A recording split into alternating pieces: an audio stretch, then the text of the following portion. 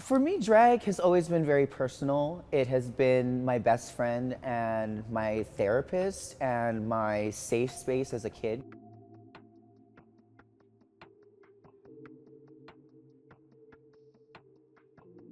Sasha V, take 2, marker.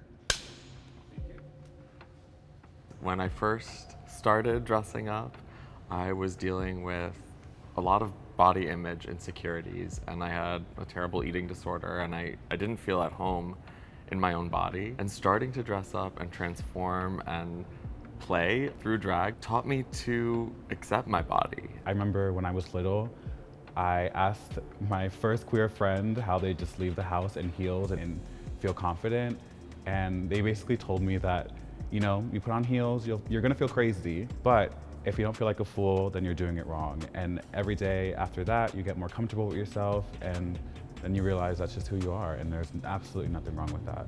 For me, drag has allowed me to stand with authenticity at a level that I could only have dreamt about until I lived it. Drag has saved my life a few times. At my lowest point, I was actually addicted to crystal meth. And at 23, I had pretty much lost my family, my friends, and I was at the end of my rope, and I was going to do the unthinkable. And something told me not to. Something told me to check my email, and it was an email from the Baton Show Lounge in Chicago, which is one of the oldest drag bars, and they offered me a job. It was just a way for me to be creative and to keep performing while finding my queer voice and my transness at the same time. It was because of that that I didn't jump out of the window. Listen, it gave me a purpose, it gave me a reason that I was not a mistake. It allowed me to dress it up and to present it to the world and to perform. Drag gave me everything that I have today. Being gay was not very accepted in my family household, so when I found drag, I was around 15, 16 years old, and never in my life had I seen men on television dress up as women and getting praised for it. So when I saw that, I was like, I want to do that.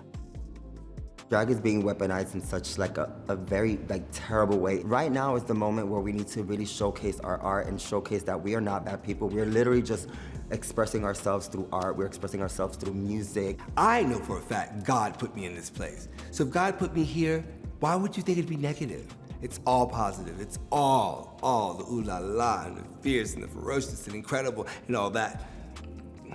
Child, bye.